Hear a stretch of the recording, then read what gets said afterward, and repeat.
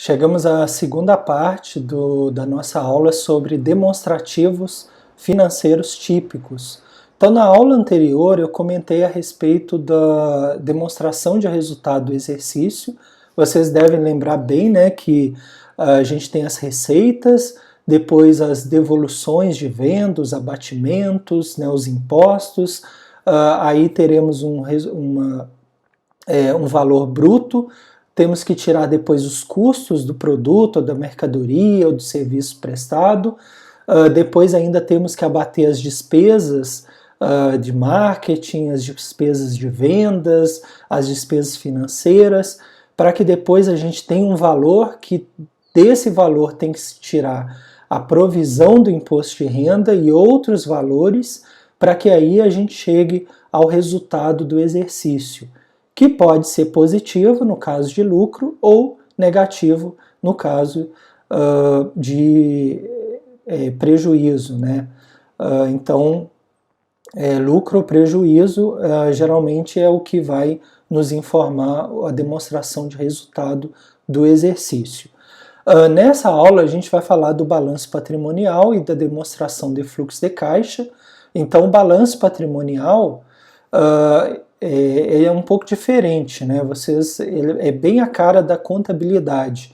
Então, enquanto a demonstração de resultado apresenta o resultado das operações durante um determinado período de tempo, a gente tinha comentado, olha, a demonstração do resultado do exercício lá da aula anterior, a gente pode fazer para fins gerenciais, para uma semana, para um mês, para um trimestre, para um semestre, ou em termos legais no final do ano.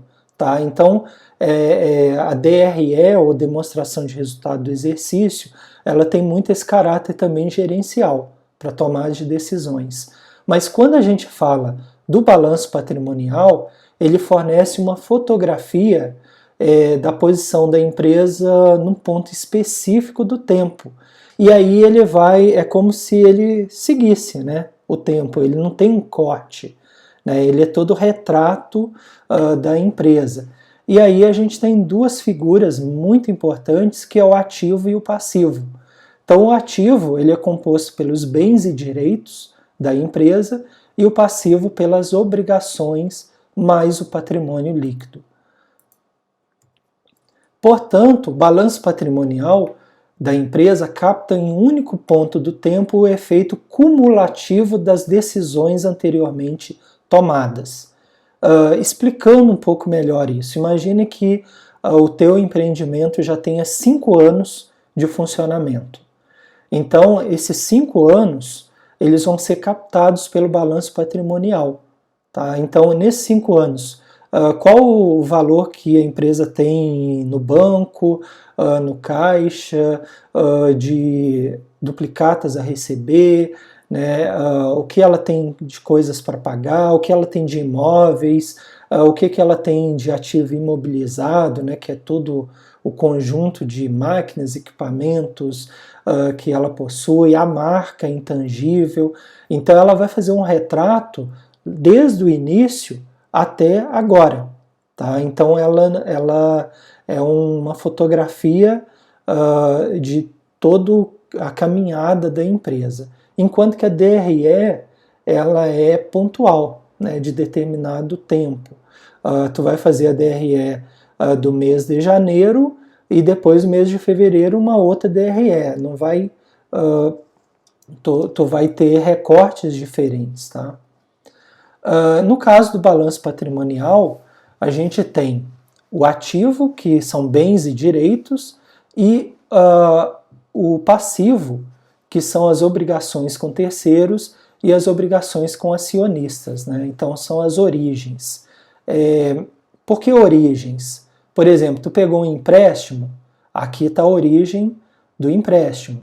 Tu está devendo duplicatas a pagar ao fornecedor, aqui está a origem. Ou então aqui, capital dos sócios, né? Então aqui, capital social, aumento de capital. Então a obrigação com o acionista é consigo próprio e com os demais sócios. Então a gente tem aqui, lembrando que o ativo, a soma do ativo, é a soma do passivo mais o patrimônio líquido. Lembrando que o ativo são os bens e direitos, e o passivo, as obrigações com terceiros, e o patrimônio líquido, obrigações com acionistas. Origem e investimento. Então, como que é isso? Vamos ver um exemplo, né? No ativo, a gente tem, geralmente ele é classificado em dois tipos. O ativo circulante, que são bens e direitos de curto prazo, e ativo não circulante, que são bens e direitos de longo prazo. Então, o que a gente tem aqui de curto prazo, né, no ativo circulante? Por exemplo, caixa e equivalentes, contas a receber, estoques. Por que curto prazo? Porque a qualquer momento tu tem maior liquidez, né? Então, tu pode fazer uma promoção e vender aquele estoque, a queima de estoques de primavera, verão, por exemplo, né? Então, tu consegue rapidamente fazer dinheiro. Caixa e equivalentes, então o dinheiro que tu recebe, ou no caso, a gente já comentou, né, o valor que tu vai receber da financeira ou da operadora de cartão de crédito. Então são vendas que tu fez e que tu vai receber, ou então que tu tem a comprovação, né, mesmo que não esteja em dinheiro, mas direitos que tu vai ter para receber em algum momento da operadora de cartão de crédito ou da financeira. Contas a receber, aí está mais relacionado com o crédito que a própria empresa oferece, né? Vocês veem que nesse caso específico, no meu entendimento, está muito alto, quando tu compara com caixa e principalmente quando tu compara com estoque, né? Então veja que quase metade do ativo circulante são de contas a receber que a empresa espera receber. Mas como a gente viu, não é garantia que o cliente vai pagar. Então aí tem um risco muito grande. Já o ativo não circulante são de bens e direitos a longo prazo. Aí a gente pode pensar, o imobilizado, o que é? Cadeiras, mesas, balcões, prateleiras, computadores.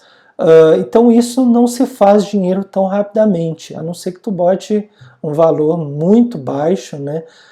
Mas não é o objetivo da empresa, né? Não faz parte não é o operacional da empresa, por isso que ele fica aqui como imobilizado, né? Então, por exemplo, uma empresa de material de construção, o que ela vende? Ela vende material de construção. As máquinas, os equipamentos que ela tem lá, as prateleiras, isso aí ela não está vendendo. Isso aí faz parte, ajuda ela no negócio, por isso que está imobilizado. O estoque é o que realmente é operacional dela. O imobilizado é o que ela precisa para conduzir os seus negócios. Já o intangível, a gente pode pensar aí as marcas, as patentes que ela tem, né? Aqui também em algum momento pode ter imóveis, né? E o realizável a longo prazo, né, são direitos, né, a longo prazo que ela porventura tem a receber. Então isso aqui está um investimento nela, um investimento que ela fez em maquinários, em imóveis e na construção da marca, no recebimento que ela teve dinheiro, no estoque que ela compôs, né, ou nas contas a receber dela. Tudo isso é investimento. Já a origem desse investimento pode ser, por exemplo, empréstimos no banco, financiamentos, duplicatas a pagar, né, contas a pagar, que aqui também vem com o nome de fornecedores. Tá? Então, aí tanto é em passivo circulante no curto prazo, quanto no longo prazo. Quanto mais estiver no longo prazo, é melhor para a empresa, porque a dívida está mais no longo prazo. Quanto mais estiver no curto prazo, mais rápido a empresa tem que saldar essa dívida. Então tem uma conta bem interessante, que é quando a gente pega o ativo circulante menos o passivo circulante. Ou seja, bens e direitos de curto prazo menos obrigações de curto prazo. Nesse exemplo, a gente teria 2.900.000 menos 1.300.000. Daria uma folga para a empresa no valor aí de 1.600, né? 1.600.000, que seria uma folga interessante. No entanto, a gente tem que ter um olhar crítico que volta a dizer, o contas a receber não quer dizer que os clientes vão pagar, né? Então, nesse caso, talvez por prudência, a gente poderia somar o caixa com o estoque 1.500.000 menos o passivo circulante 1.300.000. Talvez fosse mais salutar, né, mais conveniente, mais prudente, né, fazer esse tipo de cálculo, e aí mostra que realmente a empresa tem uma saúde financeira, né, na parte do fluxo de caixa, né, no curto prazo.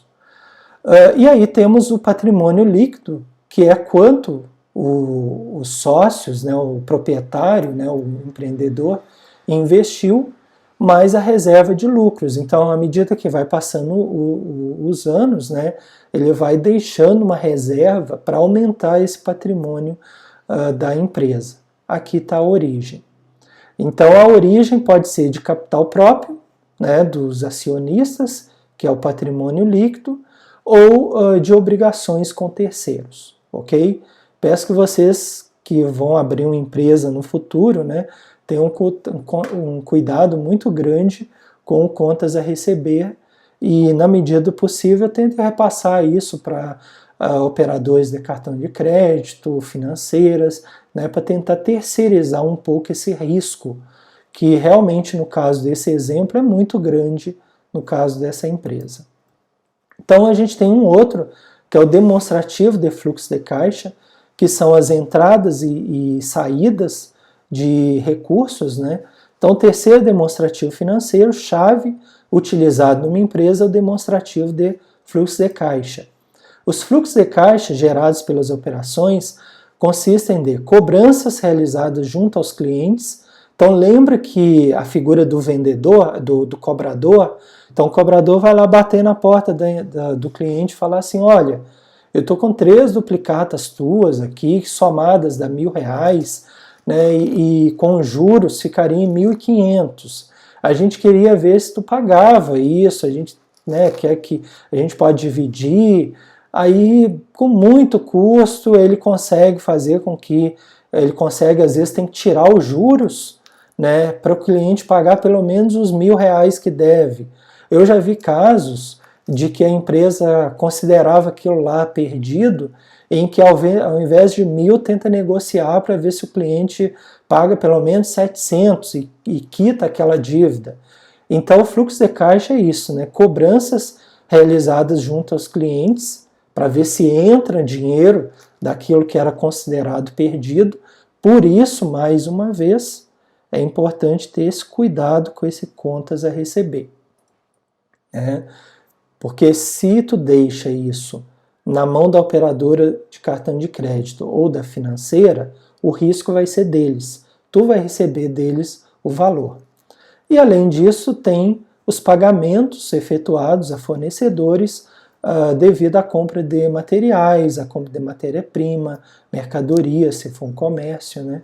Então, o fluxo de caixa, o saldo inicial do período, as entradas recebidas no período, que pode ser em dinheiro, em cheque, em valores recebidos de cartão de crédito ou de financeira, menos as saídas do período, que são os diversos pagamentos. E os pagamentos, pessoal, não é só com fornecedor. Pagamento de aluguel, pagamento de água, de luz, de telefone, né, de celular, pagamento de funcionários, né, dos empregados, diversos outros pagamentos que a empresa tem que fazer, inclusive de impostos ao governo. Outras saídas, né, aí eu já antecipei aqui, né, pagamento de impostos ao governo, e outras saídas, além daquela que eu tinha falado, né, de empregados, né, despesas administrativas, pagamentos de juros, por exemplo, e despesas de marketing para poder vender o produto que ela coloca aí à disposição dos clientes. Então, a rigor, o demonstrativo de resultado do exercício é como se tu tivesse setinhas para cima e para baixo, né? Uma hora tem que pagar alguma coisa, uma hora tu recebe, outra hora tu paga outra hora tu recebe, igual acontece com a gente. Pensem em vocês. Recebe um salário, entrada. Aí começa a pagar as despesas, né? Tem que pagar o aluguel, tem que pagar o condomínio, tem que pagar água, tem que pagar a luz, tem que pagar o celular, tem que comprar mercadoria, né, produtos alimentícios, né, no supermercado, uma lancheria, uma lanchonete, um lanche que tu faz, um lanche que tu pede na tua casa. E aí tu vai pagando a prestação que tem que pagar de uma loja, então pagamento cartão de crédito. Então a gente também tem esse fluxo de caixa, né? Saídas e entradas. Então, um exemplo, né, de demonstração de fluxo de caixa pelo método direto é atividades operacionais, recebimento de clientes, pagamento de fornecedores, despesas administrativas e o caixa relacionado a atividades operacionais. Por que operacionais? Tem a ver com o produto que tu vende, tem a ver com o produto que tu fabrica ou tem a ver com o serviço que tu presta. Aí tu vai tirar aqui, por exemplo, atividades de investimento, compra de um ativo. A nossa empresa teve que comprar um notebook, né? Então, esse notebook vai entrar lá como ativo imobilizado, tá? Ele vai entrar aqui como ativo imobilizado, mas vai passar a ser uma dívida que nós vamos ter, a não ser que a gente pague à vista. Aí vai abater aqui, vai aumentar aqui um notebook a mais e sair o dinheiro do caixa. Ou então, vamos ter uma duplicata a pagar, né? E aí esse valor vai fechar. Recebimento de dividendos, por exemplo, juros de bancos, né, de investimentos que são feitos pela empresa, ou então algum outro valor, né, de outras empresas que a empresa faz parte, caixa obtido pelas atividades de investimento. Atividades de financeiro, então pagamento de financiamento, aqueles débitos, né, que a empresa vai ter com a operadora de cartão de crédito ou com a financeira, porque eles vão cobrar pelo serviço deles, né? A integralização de capital, então o aporte feito pelos sócios, e aí o caixa obtido e a gente vai ter a disponibilidade. O ideal é que isso seja feito diariamente, né? Que tu possa ter cortes semanais, mensais, trimestrais, semestrais e anuais, para que possa favorecer a tomada de decisão, ok? Qualquer dúvida, comentários aí no YouTube ou entre em contato comigo. Convido-os a se inscrever nos nossos canais no YouTube, nas nossas redes sociais e conhecer os nossos livros. Então agradeço a atenção de vocês e até a próxima aula. Obrigado.